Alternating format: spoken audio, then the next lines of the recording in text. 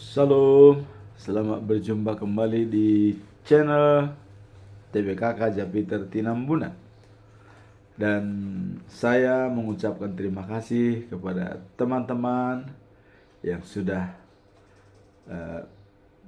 like, subscribe, dan share video ini.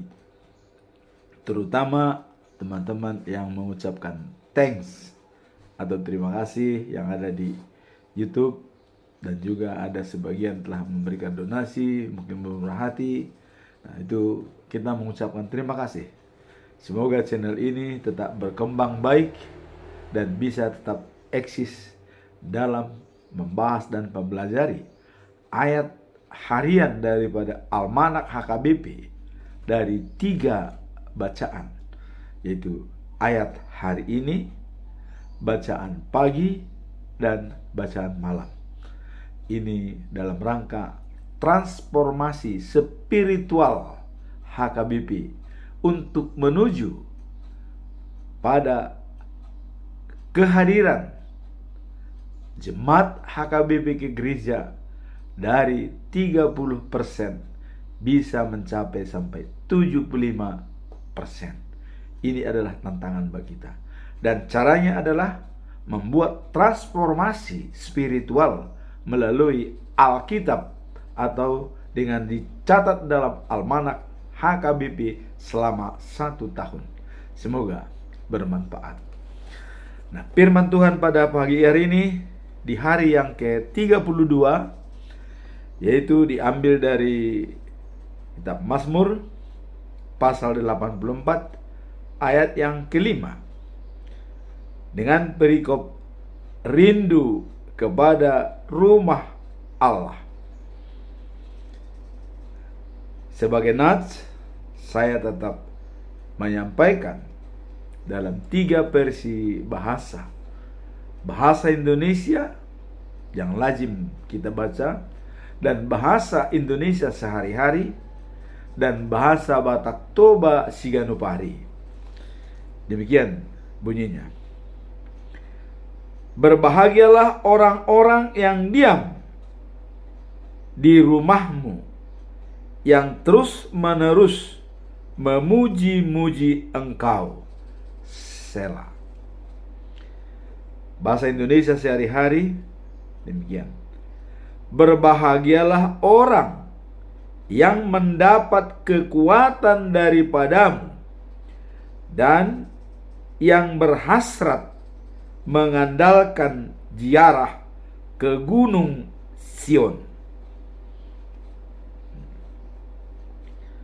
Bahasa Batak Siganupari disebut tuanai akka namaringanan di jorom, akka natotong mangendehon puji-pujian Tuhan. Ima sahatna. Itulah firman Tuhan pada hari ini.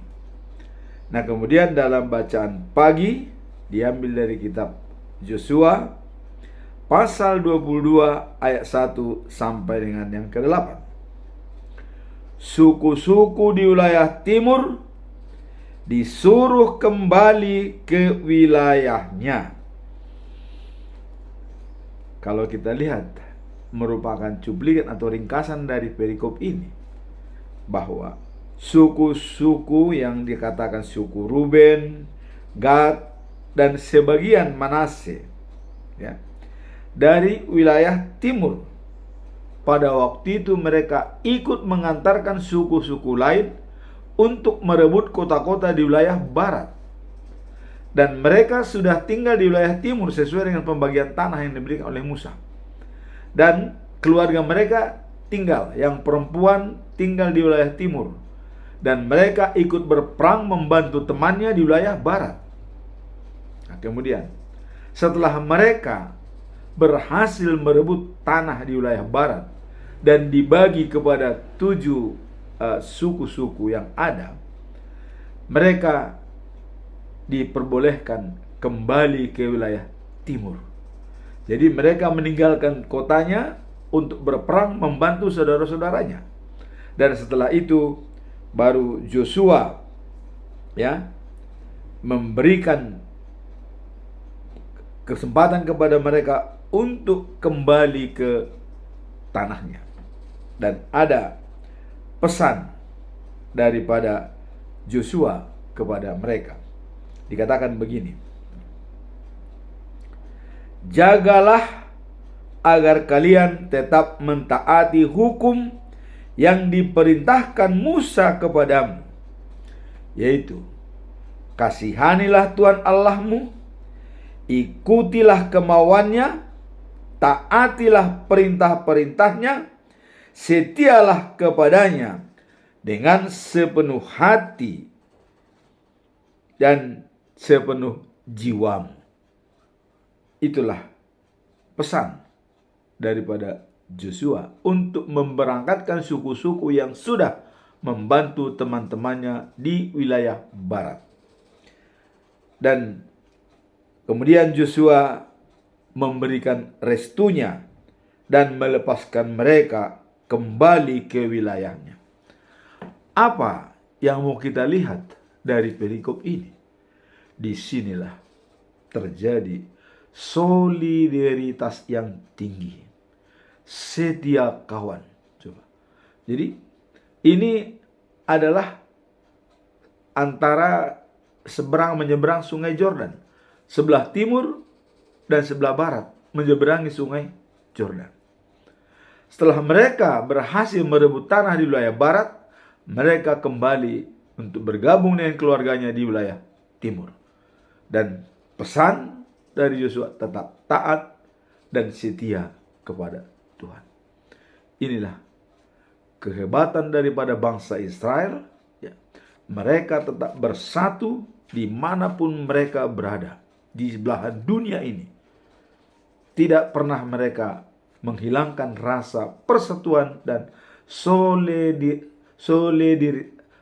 solidaritas yang tinggi. Kita juga lihat seperti Mordekai waktu di kerajaan Babel, ya, bahwa ada rencana untuk membunuhnya, tetapi Esther sebagai pengganti Ratu Wasti, ya, istri daripada Ahasiweros, benar-benar berjuang dan mempersatukan semua bangsa Yahudi. Dan itulah yang dikatakan ada peringatan Purim, ya, yang ada di Yahudi, mengingat kebersamaan mereka setiap tanggal 14 sampai dengan 15 Desember, menjaga punahnya bangsa Yahudi di kerajaan Persia yang dipimpin oleh Ahasiweros. Jadi kesatuan dan persatuan bagi orang Yahudi itu sangat terlihat. Dan ini pun ada dicontoh oleh orang Batak. Coba kita lihat. Di orang Batak, kalau ada kematian, pernah ada di Cilegon, ada seorang mati. Padahal dia adalah tukang tambal ban. Coba. Tukang tambal ban meninggal. Tetapi seolah-olah mengantarkan seorang menteri. Mobil-mobil mewah, baris, dan semua orang, ribuan orang mengantar. Padahal dia hanya seorang tambal ban. Ini perlu dipertahankan pada orang Batak. Kesatuan dan persatuan. Jadi upasa Batak memang mengatakan Marsia minamina song lapan di gaul, marsi tukul-tukulan song suha di robean. Artinya, ya, rukun dalam kebersamaan dan kokoh dalam persatuan. Inilah juga yang dilakukan oleh bangsa Israel. Setelah mereka sudah kebagian tanah di wilayah timur, sebenarnya mereka ngapain lagi gue ikut berperang? Biarkan aja, lo cari sendiri. Tidak perlu lagi ikut. Tapi diperintahkan oleh Joshua harus ikut berperang, membela teman-temannya yang belum kebagian tanah. Mereka sudah dapat tanah di wilayah timur, sudah dibagi tanahnya, sudah lengkap. Anak istrinya sudah berdiam di sana, tapi diperintahkan untuk ikut berperang, membantu temannya. Ya mungkin istri-istrinya worry, siapa tahu nanti mereka mati. Tapi itu tidak dipikirkan oleh bangsa Israel. Yang penting kesatuan dalam persatuan dan tetap rukun dalam kebersamaan. Itulah bangsa Israel. Dan itu diberkati oleh Yosua dan mereka pulang dengan selamat. Dan juga di wilayah barat, pembagian tanah sudah selesai. Orang Lewi juga sudah kebagian tanah pemberian daripada suku-suku. Dan mereka sudah tenang dan menetap di Israel. Nah, sekarang kita masuk dalam bacaan malam. Bacaan malam diambil dari Roma pasal 7 ayat 14 sampai 18. Pertentangan dalam diri manusia. Wah, ini jadi ini ada hukum agama Yahudi berasal dari Roh Allah. Ya. Nah, dikatakan oleh Paulus, ya. Saya manusia, ya, seorang hamba, ya, yang dijual jadi hamba dosa. Artinya dari sifat manusianya dia bisa menjadi hamba dosa. Dan saya tidak mengerti perbuatan saya, hal-hal yang ingin saya lakukan tidak saya lakukan, tetapi hal-hal yang saya benci malah saya lakukan, katanya. Nah, ini jadi ada dua ini. Kadang-kadang kita berpikir kita sudah tahu kalau itu dibenci oleh Allah. Hati nurani kita mengatakan jangan. Tapi selera dan nafsu, ambisi dan aspirasi, kesombongan dan kepura-puraan melebihi daripada hati nurani. Kita melakukannya. Padahal kita sudah tahu dalam hati nurani itu tidak benar. Tapi adanya selera dan nafsu, kesombongan dan kepura-puraan, aspirasi dan ambisi, kita lakukan. Inilah yang dikatakan dalam perikop ini, pertentangan dalam diri manusia antara hati nurani dan hawa nafsu. Nah, kalau saya melakukan itu yang bertentangan dengan keinginan saya, itu berarti saya mengakui hukum Yahudi itu. Jadi kalau dilakukan hal-hal yang bertentangan dengan dirinya, itu berarti sudah mengakui hukum Yahudi. Nah, sekarang mari kita lihat dalam perikop ini pertentangan dalam diri manusia antara melakukan hal-hal yang baik dan melakukan hal-hal yang tidak baik. Apa pesan moralnya? Dan apa maknanya? Mari kita lihat. Makna daripada perikop ini adalah terdapat gambaran tentang perjuangan manusia antara keinginan untuk berbuat baik, ya, tapi ada kekuatan dosa yang bekerja dalam diri manusia. Jadi kita sudah mempunyai keinginan untuk melakukan yang terbaik, tetapi ada power atau kekuatan yang bisa menggoyahkan keinginan itu. Itulah yang dikatakan selera dan hawa nafsu, kesombongan dan kepura-puraan, aspirasi dan ambisi. Kalau kita sudah punya ambisi dan menghalalkan segala cara, hati nurani itu bisa ditutupi oleh ketiga hal tersebut. Inilah yang perlu diwanti-wanti oleh Paulus agar tidak terjadi pada diri manusia. Karena saya sudah melakukan itu dengan sempurna, katanya. Kenapa dia melakukan sempurna? Padahal sebelum dia pengikut Kristus, dia adalah satu-satunya orang yang menerima surat untuk membantai pengikut-pengikut Yesus. Mau menganiaya. Tapi setelah dia ditangkap oleh Yesus waktu perjalanan menuju Damasik atau Damaskus, Yesus mengatakan, Saulus, Saulus, mengapa kau aniaya saya? Jadi kalau menganiaya pengikut-pengikut Yesus, itu sama dengan menganiaya Yesus. Jadi Yesus itu sampai sekarang masih hidup. Jadi bukan mati di kuburan seperti ya nabi-nabi lain mati di kubur sudah kerangka, sudah bau. Yesus tidak. Dia hidup saat ini. Maka kita juga meminta kepada orang yang hidup, bukan meminta kepada orang yang mati, ya. Dia hidup. Maka Yesus mengatakan, kenapa kau menganiaya saya? Padahal Yesus sudah tidak ada lagi di dunia, sudah berada di sorga. Tapi dia berkata dengan Paulus, "Mengapa kamu aniaya saya?" Kata. "Loh, siapa kau?" kata Paulus. Paulus tidak kata, "Akulah Yesus yang kau aniaya itu." Jadi tetap ada kenyataan Yesus datang ke dunia bila diperlukan. Tapi jangan harap dia tidak datang sembarangan. Ya kalau bagi kita mungkin kita sudah kenal dia, mau ngapain lagi dia datang? Karena dia bilang, lebih penting satu domba daripada 99. Kalau domba yang satu ini keluar dari yang 99. Sedangkan yang 99 itu sudah pengikut Yesus. Dia nggak perlu penting lagi. Yang dipentingkan ini, yang satu yang hilang ini. Tidak boleh satu pun hilang.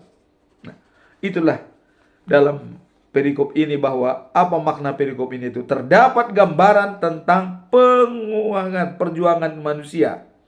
Jadi perjuangan manusia itu antara keinginan untuk berbuat baik. Tetapi ada kekuatan dosa yang bekerja dalam diri manusia. Jadi ditutupi oleh belenggu-belenggu itu. Dulu kita pernah lihat ada buku roha ya. Kita lihat pancaran dari dalam Yesus. Tapi di sekelilingnya ada belenggu-belenggu yang seperti buso, kejahatan, rimas, marah, dilengkapi itu. Dan apabila God spot itu ditutupi oleh belenggu-belenggu itu, dia tidak akan muncul. Tetapi apabila God spot itu lebih menonjol dibanding daripada belenggu-belenggu yang mengelilinginya, itulah dikatakan dia teguh dalam iman dan bisa sempurna. Apa pesan moral dari perikop ini? Mari kita lihat. Pesan moralnya adalah bahwa manusia meskipun menentukan niat baik. Jadi manusia meskipun dia sudah menentukan niat baik, itu seringkali gagal karena kekuatan dosa yang ada dalam diri mereka. Dan mereka perlu pertolongan Tuhan. Ini pesan moralnya. Jadi kita manusia yang lemah membutuhkan pertolongan Tuhan anytime. Setiap saat ya. Membutuhkan pertolongan Tuhan. Jangan pernah melupakan Tuhan dalam situasi apapun. Inilah pesan moral dari perikop ini dalam pertentangan dalam diri manusia. Dan saat kita kosong, kita berdoa. Di saat kita sudah merasa baik, kita mengucap syukur. Itulah kedua bacaan pagi dan bacaan malam. Sekarang kita masuk dalam perikop hari ini. Nah, sebelum kita masuk dalam perikop hari ini, kita melihat apa ayat yang ditentukan dalam Almanah HKBP dalam 1 bulan. Ini harus jelas kita tahu. Dan juga kepada semua pendeta-pendeta yang mau berkhotbah kemanapun di negara kesentuh, ini harus dijelaskan apa ayat bulan ini. Tapi ini belum pernah satu pun pendeta untuk mengkhotbahkan apa ayat bulanan. Tidak ada. Setiap saya mendengar khotbah, belum pernah ada pendeta yang berkhotbah mengatakan bahwa ayat bulan ini adalah ini.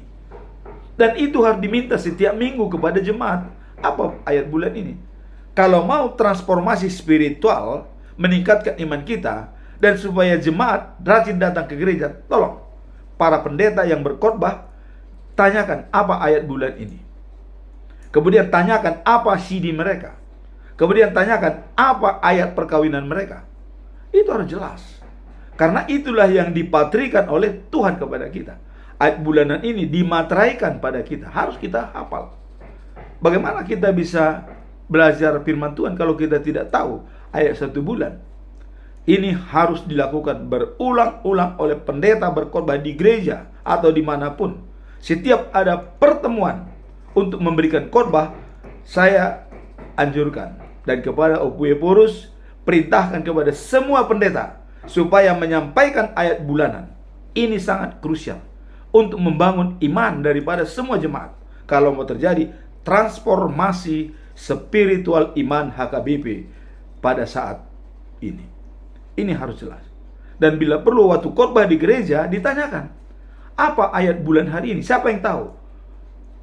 supaya ada almanak kita cetak, tapi hanya berada di laci, tidak pernah dibuka, di lemari. Untuk membuka itu, tanyakan. Ayat bulanan itu harus jelas setiap pertemuan. Inilah dalam hal pertentangan dalam diri manusia antara baik dan buruk, itu harus jelas. God spot kita selalu di teman. Nah, sekarang ayat bulan ini, pedoman dalam bulan Februari, apa topik? Ya. Topiknya adalah mengandalkan Tuhan sebagai sumber kekuatan dan pengharapan dalam panggilan untuk mengasihi dan menjala manusia. Jadi panggilan dalam mengasihi dan menjala manusia artinya pemberitaan firman Tuhan. Jadi dikatakan bahwa mengendalikan Tuhan sebagai sumber kekuatan. Nah, kemudian apa ayat atau nats daripada selama 1 bulan? Dalam Mazmur 46 ayat 2 dijelaskan bahwa Allah itu bagi kita tempat perlindungan dan kekuatan, sebagai penolong dalam kesesakan. Itu sangat terbukti. Sangat terbukti. Ya. Dalam bahasa Indonesia sehari-hari dikatakan Allah perlindungan dan kekuatan kita. Ia selalu siap dan mampu menolong dalam kesesakan. Itulah dalam versi bahasa Indonesia sehari-hari. Nah, kemudian bahasa Batak Toba dikatakan begini, ya. Debatado haporusata dohot hagogo otta, pangurupi situtu dihagogotan akka namangonai tuhita. Itu bahasa Batak. Sekarang bahasa Batak Siganupari, saya akan bacakan, ya. Debatado pangundian dohot hagogo on dihita, na totong rade mangurupi diganup hasusaan. Jadi sangat jelas. Debatado pangundian dihita, debatado pangundian dohot hagogoon, pangundian dohot hagogoon, na totong rade mangurupi diganup hasusan. Setiap saat Tuhan selalu siap membantu kita. Nah, apa makna dan pesan moral daripada perikop ini? Mari kita lihat. Apa maknanya? Bahwa Allah itu bagi kita tempat perlindungan dan kekuatan, sebagai penolong dalam kesesakan, sangat terbukti. Apa maknanya ayat ini? Mari kita lihat. Makna yang perlu kita lihat dari perikop ini. Apapun terjadi di dunia ini, apapun terjadi di dunia ini, bumi berubah, gunung-gunung bergoncang di dalam laut, kita tidak takut. Jadi ada gunung-gunung di dalam laut. Kalau dia bergoncang, itulah yang namanya tsunami. Ya. Jadi di sini dikatakan, ya, apapun terjadi di dunia ini, bumi berubah, gunung-gunung bergoncang di dalam laut, kita tidak takut. Kenapa? Nah, sekarang kenapa kita tidak takut? Sudah bumi bergoncang.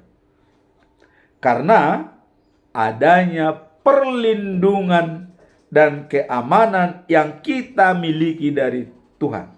Meskipun di tengah, ya, kesulitan yang tidak menentu. Jadi dalam hal situasi yang tidak menentu, kita menghadapi kesulitan. Tetapi dikatakan ada perlindungan dan keamanan yang kita miliki dari Tuhan. Jadi sangat-sangat kuat. Itulah makna daripada perikop ini. Sekarang apa pesan moral dalam ayat bulan ini? Tadi dikatakan jangan takut ada perlindungan dan harapan dari Tuhan.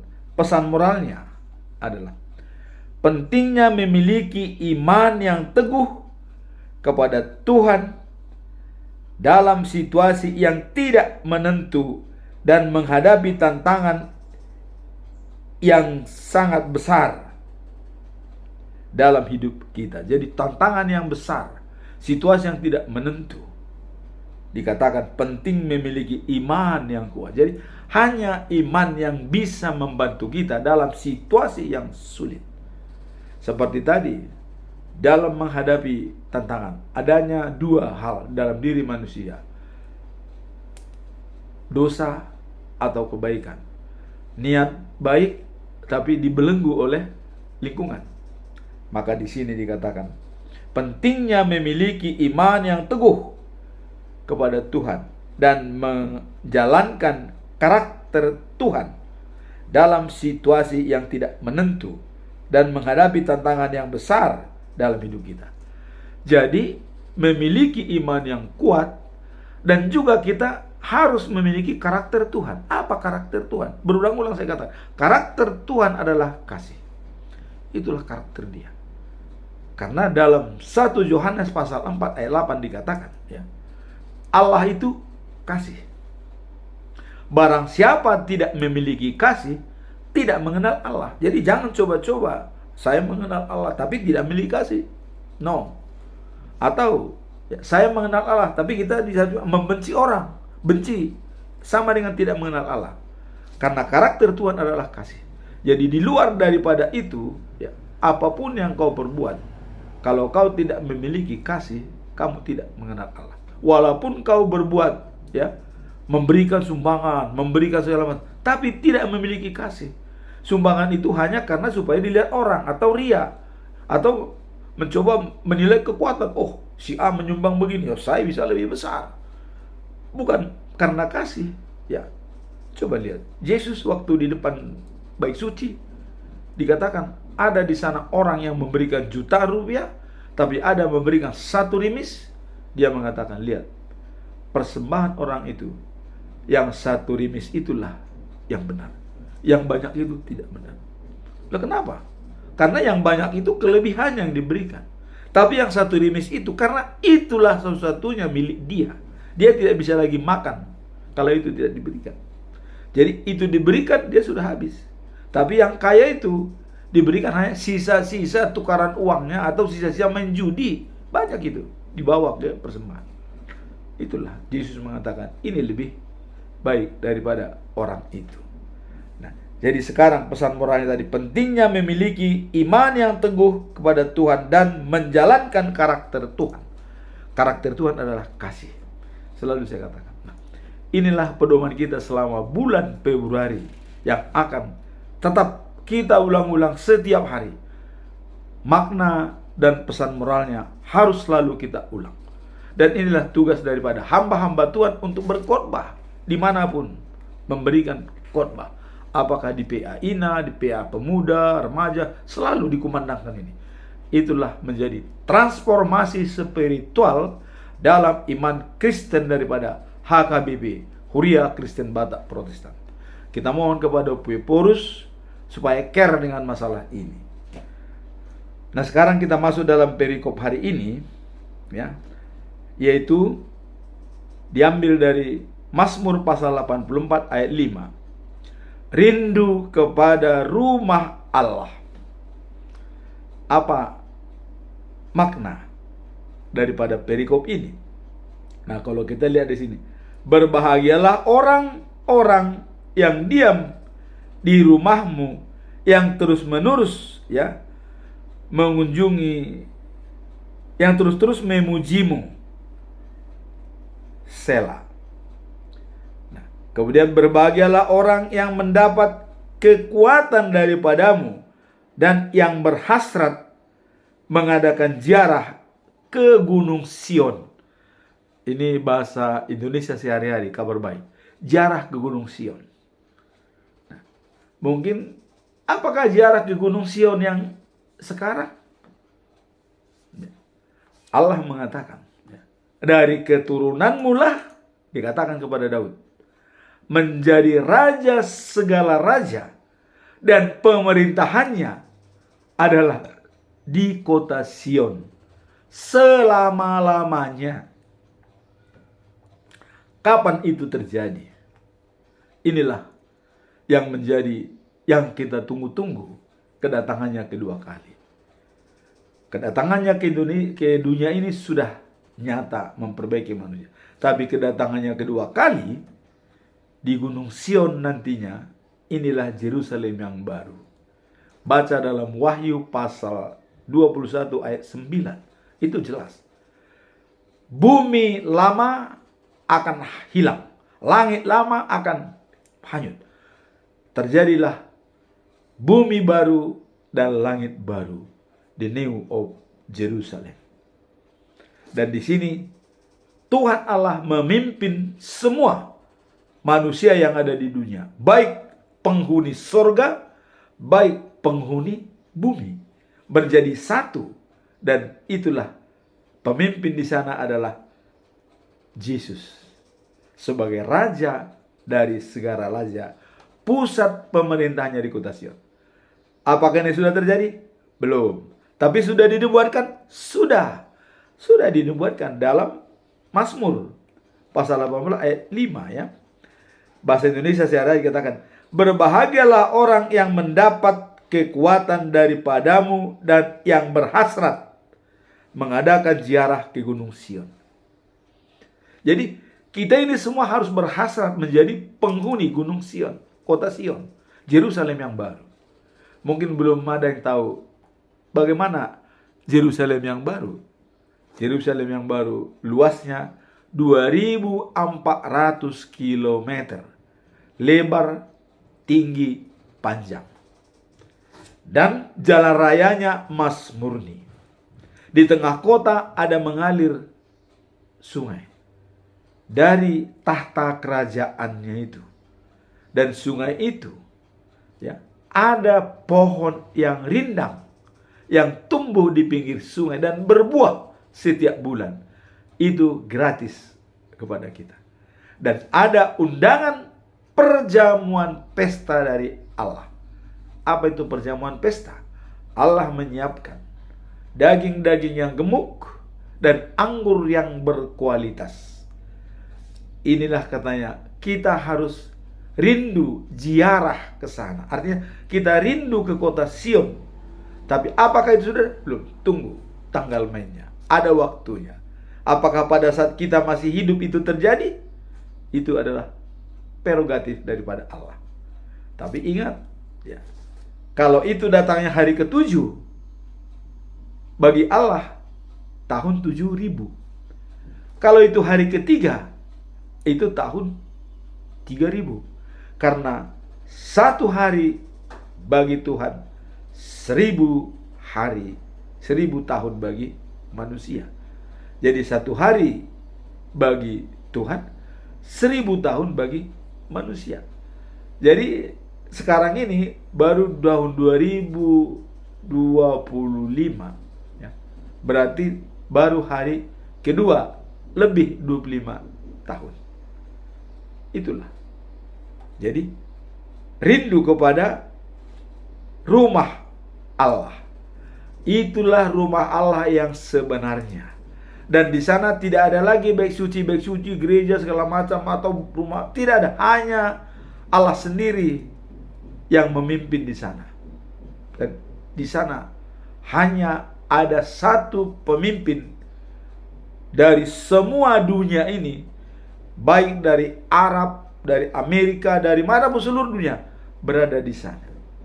Maka ada dalam ayat ya, Yesus mengatakan, dia waktu menghakimi mengumpulkan 12 murid-muridnya untuk menghakimi 12 daripada suku-suku lain. Nah, ya kalau kita lihat sebenarnya ya, keturunan Yakub 12, keturunan Ismail juga 12. Apakah keturunan Yakub yang 12 menghakimi yang 12 keturunan Ismail? Kita tidak tahu, tapi dalam Alkitab sudah dikatakan. Dan Yesus akan mengumpulkan 12 suku untuk menghakimi 12 suku yang lainnya. Mari kita lihat apa endingnya nantinya. Maka selalu kita menunggu dengan sabar. Jadi perikop hari ini, kalau kita lihat apa makna dan pesan moralnya, kita lihat makna dari perikop ini adalah terdapat gambaran tentang perjuangan manusia antara keinginan, ya,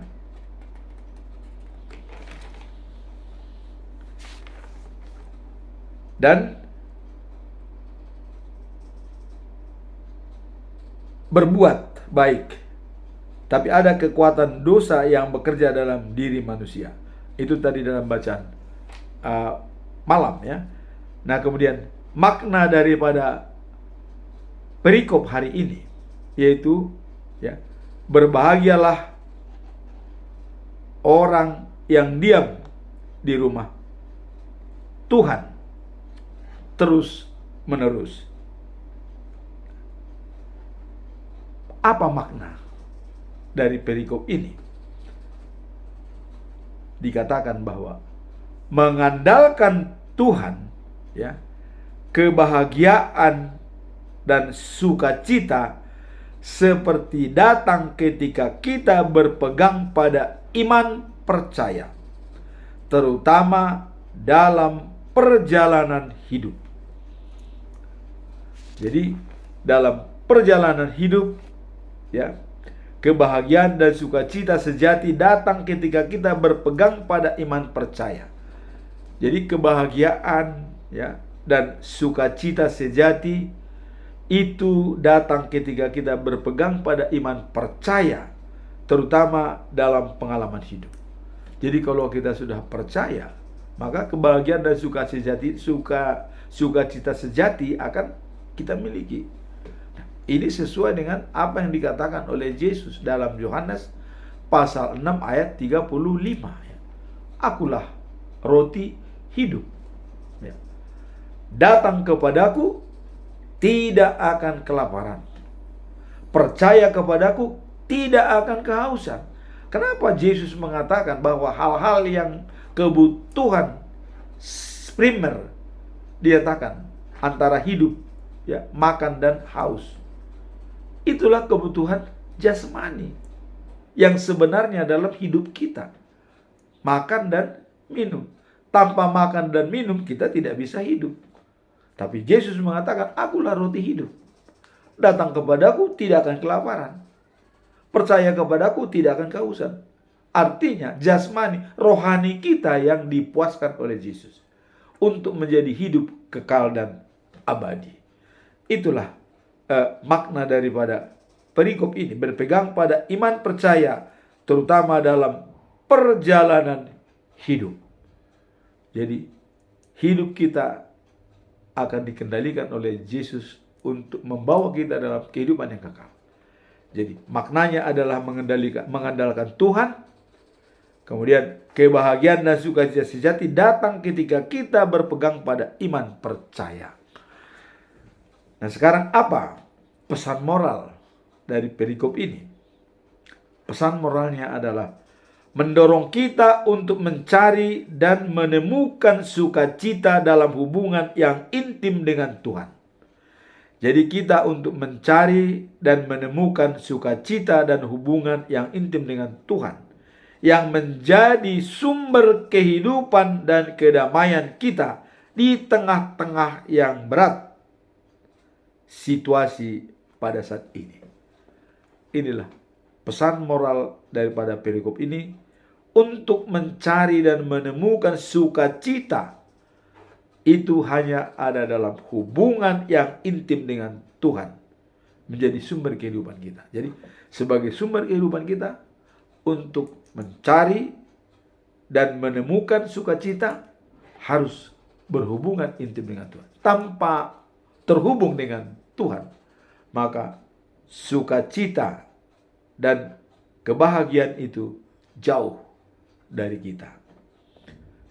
Itulah pesan moral dan makna perikop ini. Sekarang kita masuk dalam conclusion atau kesimpulan dari perikop ini. Saya tetap mengajukan 3 pertanyaan yang mendalam agar kita dapat menguasai dan juga merefleksikan apa inti daripada perikop hari ini, bahwa kita selalu mengandalkan Tuhan. Dikatakan berbahagialah orang-orang yang diam di rumahmu, yang terus-menerus memuji-muji engkau.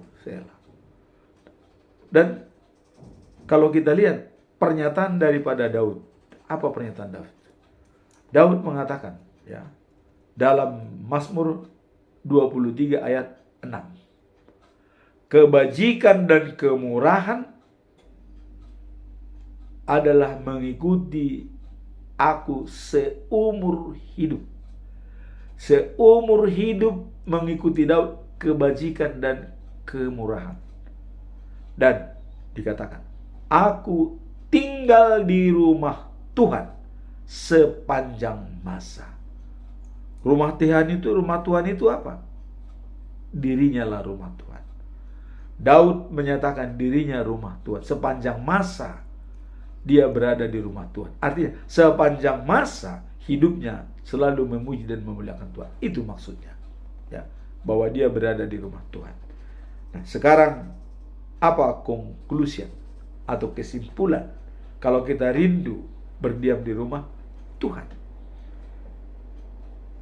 Saya mengajukan 3 pertanyaan. Pertanyaan pertama, apa arti sebenarnya dan dari kebahagiaan dalam konteks iman Kristen, dan bagaimana kita bisa mencapainya? Jadi apa arti sebenarnya dari kebahagiaan dalam konteks iman Kristen, dan bagaimana mencari kebahagiaan itu? Ini pertanyaan pertama. Dan kita bisa jelaskan bahwa kebahagiaan dalam konteks iman Kristen seringkali dipahami sebagai kondisi batin. Jadi kondisi batin yang sering dipahami oleh iman Kristiani, bagian itu. Nah, jadi kondisi batin yang diperoleh melalui hubungan dekat dengan Tuhan. Jadi batin kita berhubungan dengan Tuhan, maka itu dikatakan adalah kebahagiaan yang bisa kita miliki. Nah, dalam Alkitab dihubungkan dengan ketaatan kepadanya dan berkat-berkat yang diterima melalui iman. Untuk mencapai kebahagiaan, kita harus mengandalkan iman. Jadi untuk bahagia itu, iman kita lah yang menentukan, yang berhubungan dengan hati nurani. Dalam Matius pasal 5 ayat 8, apa dikatakan di sini? Berbahagialah orang yang suci hatinya, karena mereka melihat Allah. Berbahagialah orang yang suci hatinya, karena mereka melihat Allah. Jadi kebahagiaan sejati datang dari hati yang bersih. Hati yang bersih diperoleh hubungan yang intim dengan Tuhan. Itulah jawaban. Apa arti sebenarnya kebahagiaan dalam konteks iman Kristen? Jawabannya adalah bahwa datang dari hati yang bersih, ya, diperoleh hubungan yang intim dengan Tuhan. Jadi dengan hati yang bersih, hubungan yang intim dengan Tuhan. Dalam Matius 5 ayat 8 dikatakan, berbahagialah orang yang suci hatinya, ya, karena mereka melihat Allah. Jadi orang yang suci hatinya, dia melihat Allah dalam hidupnya. Melihat Allah bukan berarti berhubungan langsung melihat sosok fisik, tidak. Melihat Allah apabila kita bisa membantu orang yang membutuhkan pertolongan. Karena Tuhan mengatakan, ya, bahwa napasali Jehovah do manang isi mardengan basa tuna paus, sama dengan memberikan pinjaman kepada Allah barang siapa mau membantu orang miskin. Itu kita sudah melihat Allah dan melakukan karakter Allah yaitu kasih. Itulah jawaban dalam pertanyaan pertama. Pertanyaan kedua, ya. Bagaimana cara membangun kedekatan yang lebih dalam dengan Tuhan dalam setiap aspek kehidupan sehari-hari? Bagaimana cara membangun kedekatan supaya kita lebih dekat, ya, yang lebih dalam dengan Tuhan. Jadi membangun hubungan yang lebih dalam dengan Tuhan. Bagaimana cara? Ya, dalam kehidupan sehari-hari. Bagaimana cara kita supaya kita lebih, ya, mendalam hubungan dengan Tuhan? Nah, saya coba kita membahas membangun kekuatan dan dengan Tuhan adalah sebagai aspek kehidupan sehari-hari. Jadi membangun kedekatan dengan Tuhan sebagai aspek kehidupan sehari-hari. Jadi Tuhan mengatakan, kau jauh, aku jauh, kau dekat, aku dekat. Jadi bagaimana membangun kedekatan itu dalam aspek kehidupan sehari-hari, ya? Nah, jadi itu sangat penting bagi setiap umat yang percaya. Jadi membangun hubungan, kedekatan dengan Tuhan sehari-hari, itu yang paling penting dalam kehidupan. Bagaimana caranya? Ya. Nah, hal ini dapat dicapai melakukan komitmen, ya, dalam beribadah, berdoa, ya, di manapun diberitakan firman Tuhan secara mendalam. Jadi caranya adalah, ya, melalui komitmen kita untuk beribadah, berdoa, dan memahami firman Tuhan secara mendalam. Jadi beribadah, berdoa, dan paham apa itu firman Tuhan. Maka saya katakan, selama ini banyak orang berkhotbah membuat jemaat tertawa dari awal sampai akhir, dibuat lucu-lucu. Tapi alam bawah sadarnya kosong. Hanya alam sadarnya yang terhibur. Ketawa, enak. Setelah pulang gereja, tidak ada yang dipegang. Karena hanya khotbahnya itu hanya untuk bikin orang tertawa. Lebih baik orang berkhotbah, tapi semua jemaat tidak berkedip sedikit pun. Duduk bahkan 1 jam tidak berkedip, selalu melihat ke depan. Itulah alam bawah sadar yang masuk. Kalau orang berkhotbah, kita ketawa-ketawa, diberi khotbah ketawa lagi, itu alam bawah sadarnya kehausan. Itu hanya memuaskan alam sadar. Nah, sedangkan khotbah itu yang penting adalah apa input masuk dalam alam bawah sadar, diolah oleh pikiran, otak, dan jantung. Itu yang penting. Jadi kalau hanya dikelola oleh alam sadar, ya, oleh di mulut, mata, telinga, hidung, ya, tapi alam bawah sadarnya kosong. Jadi tolong. Jadi jangan jemaat menilai kalau sudah pengkhotbah yang memberikan bisa ketawa, terbahak-bahak, itu sudah belum tentu baik, ya. Itu hanya menghibur alam sadar kita. Tapi alam bawah sadar kita begitu pulang dari gereja itu hasilnya sangat kurang memuaskan. Jadi bagaimana yang baik? Padukan. Ada saatnya dia mendengar mulai dari sejak pertama acara dibayakan, dia tidak berkedip sedikit pun. Nah, pengkhotbah kalau sudah melihat mereka sudah serius, bikinlah sekali-sekali lelucon, dia kembali rileks. Dan kembalikan lagi kepada semula, tidak berkedip sedikit pun untuk mendengarkan firman Tuhan. Itu yang benar. Dan itulah transformasi iman dan transformasi spiritual. Jadi sekarang ini yang perlu dikhotbahkan adalah alam bawah sadar yang perlu disuguhi dengan baik. Jangan hanya alam sadar kita yang puas. Karena alam sadar, kalau menurut Stephen Covey dalam Ice Break itu hanya 10%. Tapi alam bawah sadar kita itu adalah 90%. Dan disitulah karakter ditempa di alam bawah sadar. Alam sadar hanya melihat sepintas panca indera. Coba kita lihat kapal Titanic yang tenggelam itu karena melihat alam sadar sedikit kelihatan, tetapi di bawah ternyata besar sekali gunung es itu, sehingga kapal menabrak gunung es.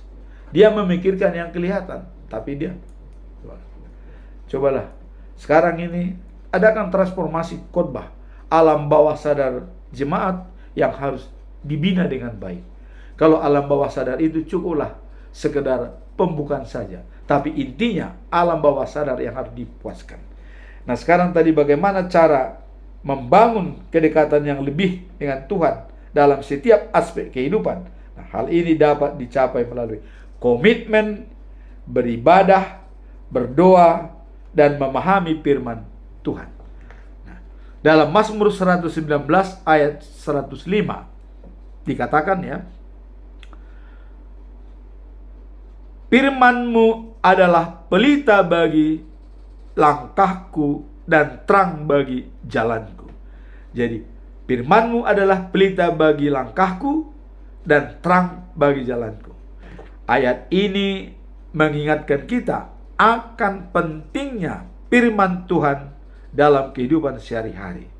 Nah, Alkitab sebagai pedoman untuk mendapatkan arah dan bimbingan yang jelas dalam menghadapi beberapa sistem situasi ya, membangun kedekatan dengan Tuhan sangatlah penting. Jadi hanya Alkitablah. Kalau Martin Luther mengatakan sola gratia, keselamatan itu adalah anugerah. Sola fide, kita diselamatkan berdasarkan iman. Kemudian sola scriptura, hanya Alkitab yang bisa membuat kita beriman dan diselamatkan. Jadi di sini dikatakan tadi, Alkitab memberikan arah. Kemudian kita masuk dalam pertanyaan terakhir, yaitu yang ketiga adalah, apa saja tantangan yang sering menghalangi kita untuk menjadikan ya bahwa rumah Tuhan sebagai tempat peristirahatan ya, dan sumber kekuatan. Apa saja tantangan kalau rumah Tuhan peristirahatan? Dikatakan bahwa menghadirkan rumah Tuhan sebagai tempat peristirahatan ya, dan sumber kekuatan seringkali terkadang terhalang oleh karena berbagai tantangan yang mungkin mengganggu fokus kita. Jadi bisa mengganggu fokus kita ya, rumah Tuhan ya, sebagai peristirahatan kita. Nah, dalam ajaran Kristen, gereja seharusnya menjadi tempat ya acuan dalam penuh kasih, di mana kita dapat merasakan hadirat Tuhan yang saling mendukung dalam iman. Jadi kening terhalang, mungkin karena kita rekreasi, lebih penting rekreasi, terhalang. Dalam Ibrani pasal 10 ayat 24 sampai 25 dikatakan, dan hendaklah kita saling memperhatikan supaya kita saling mendorong dalam kasih dan dalam pekerjaan baik. Janganlah kita menjauhkan diri pertemuan-pertemuan ibadah kita seperti kebiasaan beberapa orang, tetapi encourage atau saling mendorong satu sama lain, dan semakin giat melakukannya menjelang hari Tuhan. Jadi ayat ini mengingatkan kita akan pentingnya menjaga ya kebersamaan dalam iman dan aktivitas ibadah. Kemudian tentang kesibukan yang sering menghalangi kita ke rumah Tuhan dan membuat kita terasing. Ini saya ada pengalaman. Ada yang bisa menghalangi kita ke rumah Tuhan. Kami waktu di bekerja ya, dan itu setiap hari Minggu diadakan rekreasi ke puncak kemana. Dan saya putuskan saya tidak ikut rekreasi karena saya harus ke gereja. Wah, akhirnya manajemen bingung. Wah, kalau satu orang tidak ikut, padahal hak sama. Nah, kalau dia tidak ikut bagaimana? Terus saya ditanya, apa syarat supaya Anda bisa ikut rekreasi? Saya bilang, setiap tempat rekreasi ada di sana tempat peribadatan atau gereja. Itu saya katakan. Akhirnya, waktu mereka survei dalam mencari rekreasi di puncak entah di mana, mereka harus menanyakan di mana gereja di sini dekat. Sehingga dengan demikian saya diajak rekreasi. Berangkat hari Sabtu, minggunya ke gereja. Baru rekreasi lagi. Jadi tidak ada penghalang. Tapi bagi orang ini penghalang. Diajak rekreasi Sabtu Minggu, tidak pergi ke gereja. Ya, saya menolak, tidak pergi rekreasi. Dan ditanya oleh manajemen, apa syarat bagi Anda untuk ikut rekreasi? Syarat bagi saya, cari di tempat rekreasi ada tempat peribadatan gereja. Apakah gereja Pentakosta atau gereja, yang penting bisa beribadah. Itulah dikatakan di sini. Perlu mencari peristirahatan sebagai rumah Tuhan. Jadi tidak penghalang bagi kita rekreasi kemanapun, tapi tetap cari gereja, tempat beribadah. Karena dalam Matius 6 ayat 33, carilah dahulu kerajaan Allah, baru ditambahkan sesuatu kepada kita. Itulah firman Tuhan pada hari ini yang bisa kita lihat dari 3 pertanyaan tadi. Dengan pertanyaan, apa saja tantangan yang sering menghalangi kita untuk menjalankan rumah Tuhan, untuk menjadikan rumah Tuhan sebagai tempat peristirahatan? Itu tadi, kebutuhan sehari-hari, lingkungan, situasi. Kita diajak rekreasi, itu enak.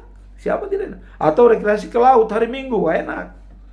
Tapi saat ini kalau punguan-punguan per tahun, itu bona tahun rekreasi ke pantai, tapi itu dibuka lebih dulu dengan ibadah. Jadi di sana bergereja, ya itu tidak masalah. Karena dimanapun kita, kalau di sana ada rumah Tuhan, itu sudah bagus. Jadi jangan sampai penghalang bagi kita untuk berada di rumah Tuhan hanya karena kebutuhan kita pribadi, jasmani. Tapi kebutuhan rohani tidak kita pikirkan. Mari kita pikirkan kebutuhan rohani kita selaras dengan kebutuhan jasmani kita. Itulah perikop hari ini. Berbahagialah orang diam di rumah Tuhan secara terus menerus. Itulah perikop pada firman Tuhan hari ini. Kiranya firman ini menjadi bekal bagi kita untuk kita pahami dan kita lakukan, dan juga kita imani, iman percaya kita kepada Allah, Yesus Kristus dan Roh Kudus. Amin. Tuhan memberkati kita semua.